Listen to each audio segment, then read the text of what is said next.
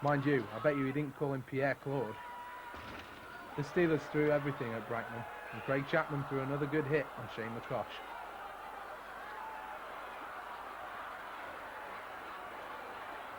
Frank Muscala wasn't too happy about it, nor was Frank Kovacs. Now I think it was the two Franks here discussing the merits of having either a goatee beard or a full facial beard. After a short standoff, they decided that they were going to keep disagreeing with one another. So it was penalty box rides for both of them.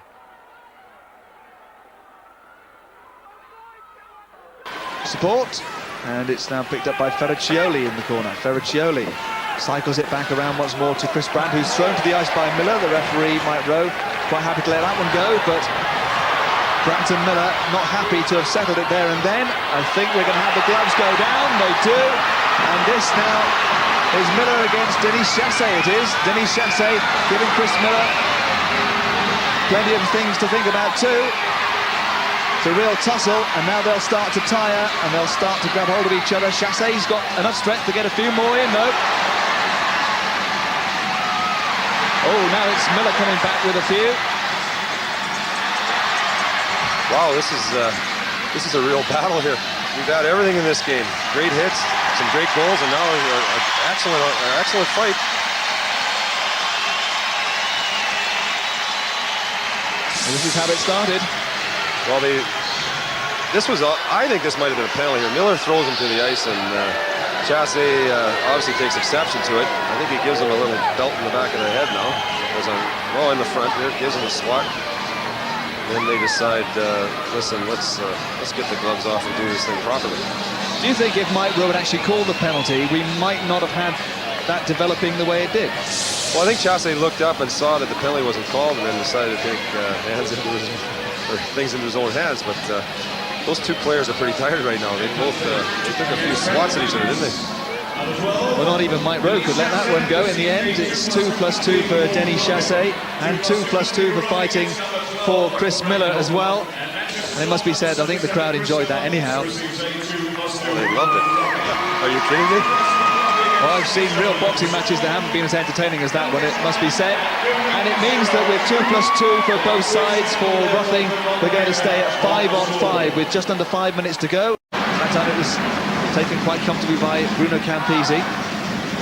PC Drouin now coming forward, just putting it wide onto the wing for Colin Ward. And now Drouin going into the corner and getting checked against the boards by Newmeyer. And Kelly Askew's gone down, and he seemed to be clutching his knee then for a moment as well. Certainly does appear to be in some sort of discomfort there. He's holding his head as well. It's obviously in a bad way. This is what happened. I think he went to hit Colin Ward, and as Colin Ward cut in, I think their knees collided. And yeah, you can see that. And I hope he hasn't hurt his knee. You never want to see anyone get hurt, especially knees, because they can be so serious in ice hockey. But he certainly looks in a lot of pain. It certainly wasn't anyone at fault there. Askew went to come in and throw a check on Ward, and Ward tried to avoid it, and their knees collided. But Askew certainly looks in pain. Let's hope that he's done something to the thigh muscle or something, which is not something that would give him long-term damage. But it's he doesn't look like he's enjoying things at the moment. Kurt Klein and Dorse will be a little concerned about that, I'm sure. He does have a strong bench. He's not suffered from injuries the way Mike Blaisdell has, and indeed an awful lot of the coaches in Super League this year. And he certainly has plenty of strength there. Darrell Lipsey you can see as well, standing behind the... Greg Burke will go back down to the other end. Is that an icing coming up? No.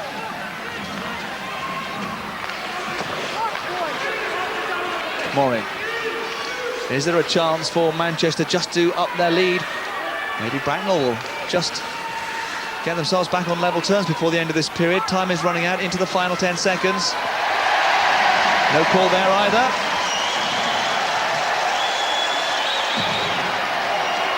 Gloves and helmets going down, and the clock ticking down as well. And now Mike Rowe has called something, because there's still a little bit of pushing and shoving going on. Paxton Schulte out there with Troy Newmeyer. They're just being separated by the linesmen, and Frank Lascala's not happy. He was the player that lost his helmet earlier on in all that melee. Well, those are two very big boys arguing there, Robson and Lascala. They're not asking each other out for dinner or anything either right now. Paxton Schulte is going to go for 2 minutes of roughing.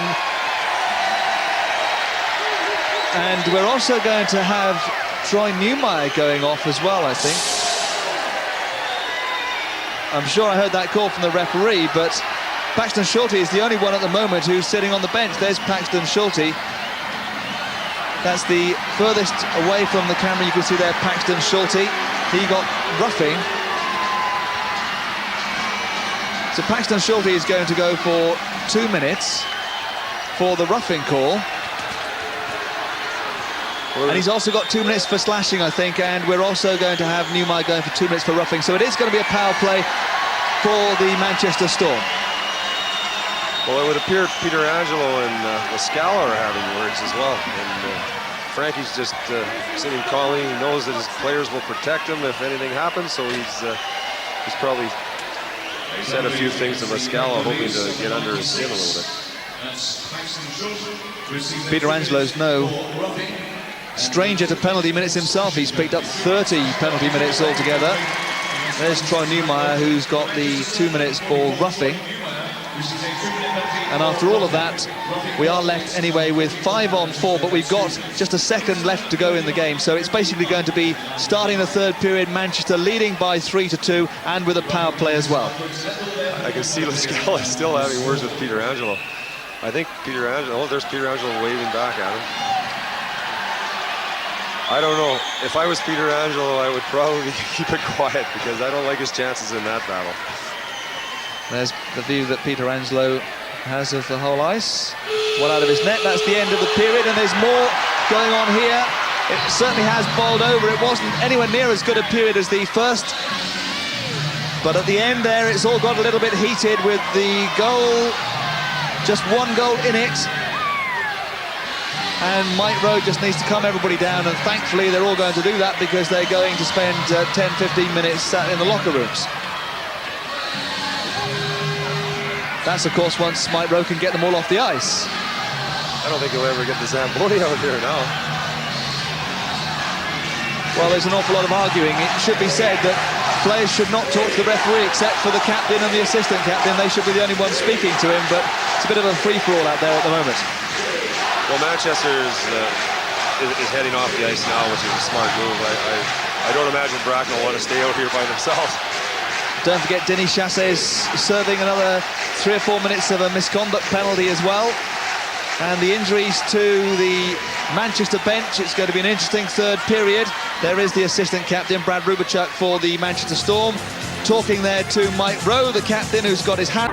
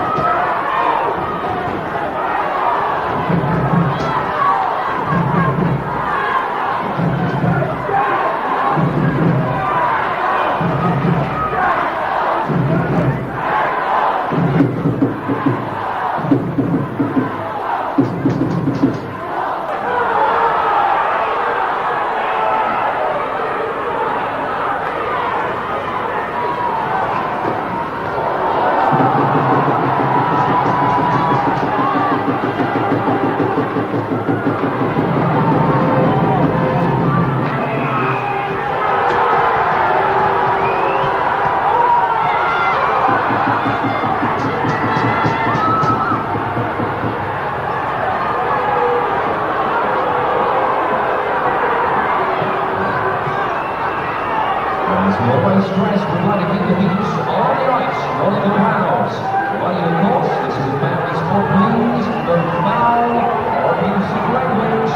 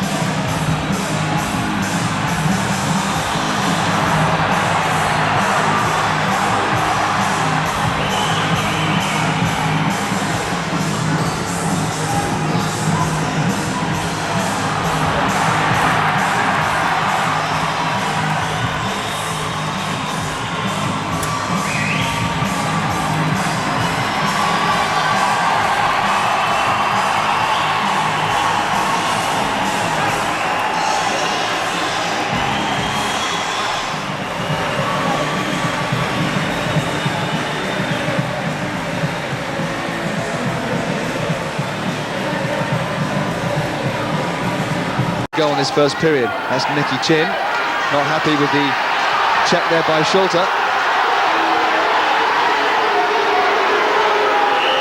Cardiff are now out shooting Bracknell for the first time in the game, 10-9. And now, what did I say? Mike McWilliam keeping his nose clean. He's having a go with Schulte.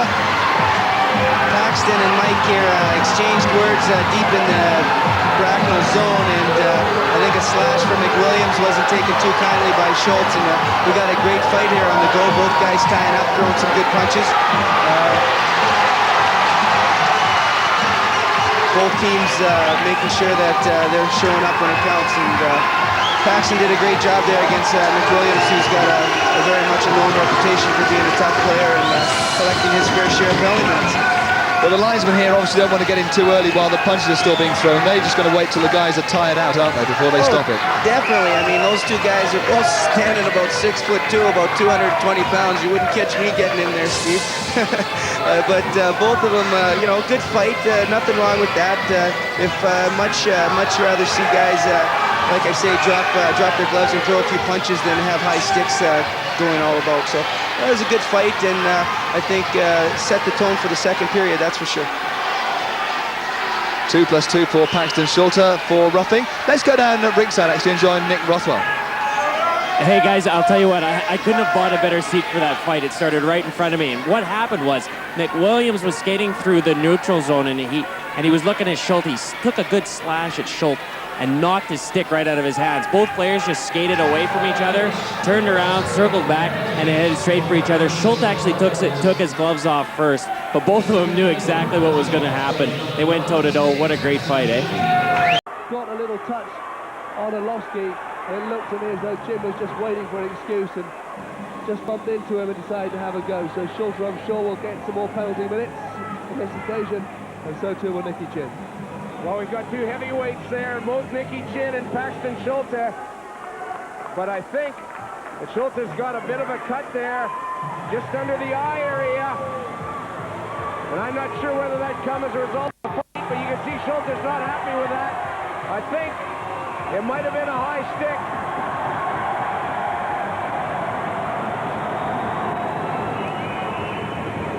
And Paxton Schulter will be going to the dressing room to The plexiglass.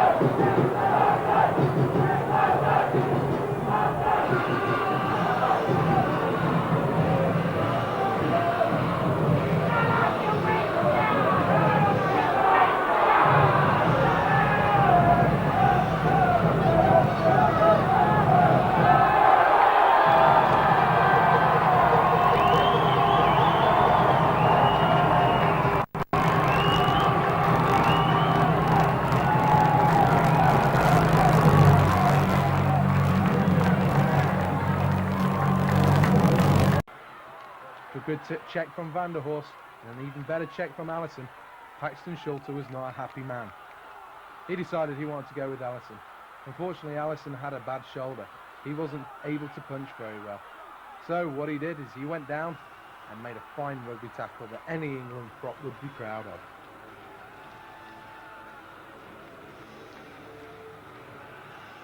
It was Craig Chapman again, with his aggressive style, got him in trouble, but this time with the big chief, Chris Brandt.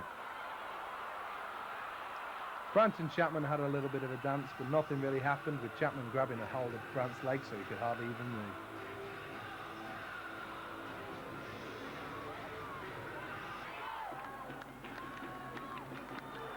The Steelers got back into the game when Tony Ham linked up with Ken Priestley, and he finished nicely on the breakaway.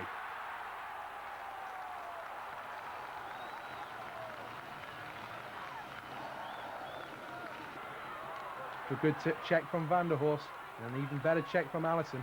Paxton Schulte was not a happy man. He decided he wanted to go with Allison. Unfortunately, Allison had a bad shoulder. He wasn't able to punch very well. So what he did is he went down and made a fine rugby tackle that any England prop would be proud of.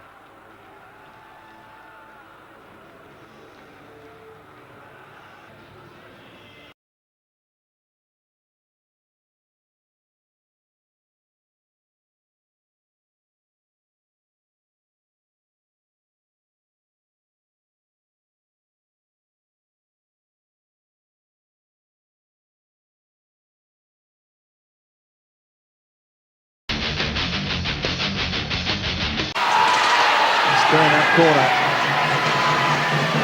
There's a penalty coming as well, a delayed penalty here, and eventually there is a touch, and so we're going to have all this little bit of discontent amongst the players there, which led to a push. Kovacs knocking Chassé over. It's Chapman, actually. Chapman got his helmet off, and Chassé having words with Chapman as well. Kovacs is just trying to keep the players apart.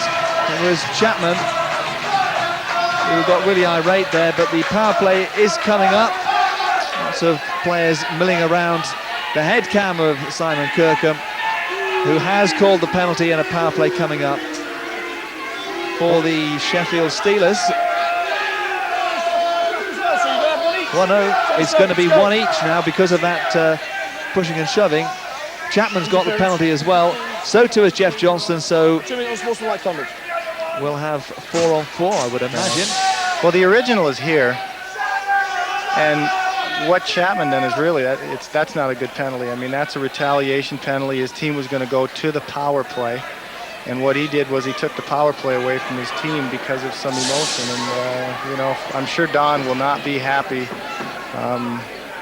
with the retaliation penalty. That's unfortunate. So they wiped away a power play. We're going to see 4-on-4, and should be an interesting situation. It changes the game. It's much more wide open on the big ice surface. Like I said before, you tend to put some of your more skilled players on the ice. Last time I think I used the word speed, and no more did I say speed, and Ed Courtney was on the ice, so I don't know if that's an oxymoron. But the one thing Ed Courtney is, he's very skilled, and he does know how to make things happen. So I guess speed doesn't always have to be a part of 4-on-4, but Manchester, for example, will go with a Tomlinson and a Ketela. There's Don. When the puck is down low in their end. So Sheffield will get their chances. We're halfway through this game. The scoreline, Bracknell 3, Sheffield 0. And there's a fight going on because Kovacs, as soon as the puck was dropped his gloves, and it's getting stuck in, not being able to throw too many punches there. He's still trying really hard to land some punches. And Lee Young holding him up, Simon Kirkham saying, come on, let's go. And Chassé. Denis Chassé went straight to ground there, and that's going to be 2 minutes for roughing against. 2+10, I think, was the call. Denis Chassé clearly didn't do anything wrong there at all, just took the punches. Well, and again, you know, that's not a bad play on Denis Chassé's part. I mean, Frank dropped his gloves. He's obviously going to fight. It's an automatic power play for Bracknell. And the thing about Chassé, really, he'll fight. You know, like when the time is right, I respect Denis Chassé, because when the time is right, he's one of those guys that will drop his gloves and he will stick up for himself and he will fight for his team. But I think in that case, maybe Frank Kovacs got outsmarted a little bit because Denny just got his team a power play. And 2+10 for unsportsmanlike. And they're still arguing out there, trying to get this sorted, but there can surely be no doubt about it. He just dropped his gloves and got stuck in. Rimmed right around the boards, coming out to McCosh, who gets the puck, and McIntyre at the same time, and he goes straight down on that check from McIntyre against the boards. The penalty's not being called, but McIntyre clearly, McIntyre really caught McCosh there, and McCosh needs some treatment. We'll get another opportunity to look at this one. Oh boy, what a cruncher of a check. Right against the barrier in the glass area. And when you don't see somebody coming, you can't get the hands up, the elbows up to try and cushion the blow. Look at this. Right up against the glass area. And number 77, Shane McCosh, is down on that play. Well, according to the referee Simon Kirkham, because clearly the Bracknell Bees are unhappy about the check there, but as far as Kirkham is concerned, the referee, he is saying that it wasn't a hit from behind, it was just a case of McCosh turning as he was hit, and that's why he hasn't called a penalty on McIntyre. Well, I also feel that McCosh at that stage was forming part of the play. The puck was coming to him, as you see it, Steve. So McIntyre is finishing his check off. No, not what I would consider as being a hit from behind. I think if McCosh would have seen him coming, he would have prevailed and certainly got his, his hands up in the facial area to try and protect that particular blow. Well, McCosh is going to go off and just recover from that. Hopefully he'll be back on very shortly. They've been in the wars then, haven't they? Todd Kelman has also had a cut in the second period on his nose. He's back out there playing for the third period. There's Shane McCosh. He looks a bit groggy, doesn't he? As well you might if you've been pressed up against the glass with that sort of force. Well, usually when, you know, the old coconut hits the glass area, usually one thing wins, and that's the glass. But Shane McCosh, he'll get something together. I'm sure he'll be back in this game, but I have to say, Steve, you know, as the season goes on, January, as we can see, is a very difficult time to win games, and it gets very physical. Checking for... Well, you know, he went into the glass on that play. Here's the look at Paxton Schulte giving the old glove rub to Nicky Chin. Two big heavyweights. A little bit of creation there, but no penalties called. Both guys very innocent at that stage of the game, aren't they? There's Nicky Chin. He certainly has. Between Lindman and Ward, and now the referee has called a halt to play because he wants to keep an eye on things happening at the other end. Colin Ward really clattered into Martin Lindman, who obviously didn't like it, and they wanted to sort that one out their own way. Colin Ward is going to go to the bench. I wonder what he's going to call against Lindman. It's probably going to be 2 each for roughing, I would have thought. We're going to have a look at it. Colin Ward finishing his check off, making sure. The only problem while all this is going on, Steve, the Cardiff Devils are down in the offensive zone looking to try and create another scoring opportunity. But I watched Simon Kirkham, and of course, he took the opportunity to watch the whole play and whistled it down at the proper time.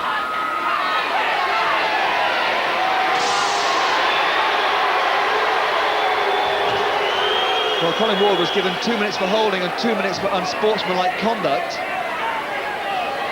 There you are, Colin Ward, 2 plus 2, 2 for the holding, 2 for the unsportsmanlike conduct for the Bracknell Bees. And Martin Lindman, he's got 2 plus 2 as well. I think he's been given 2 for the holding and 2 for unsports as well. So it's going to be 4 minutes for each of them. And they're being called as coincidental penalties, so we're going to have 5 against 5 still out there on the ice. But 2 minutes holding, 2 minutes unsportsmanlike conduct for both players. Dubois will try and pick that up. Interesting point from Nick. A very interesting point because we know that they love to overload. Here we got our first physical battle of the game tonight. And that's Zukuski having a real tussle there, and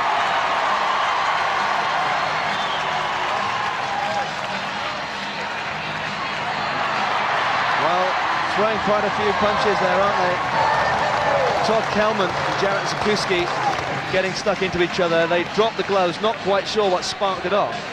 Well, it was a situation where Zukoski and Kelman both got their sticks up over in the boards, and you can see that Kelman was taking advantage of Zukoski's high stick, and they decided both to go at it, and it was a good battle.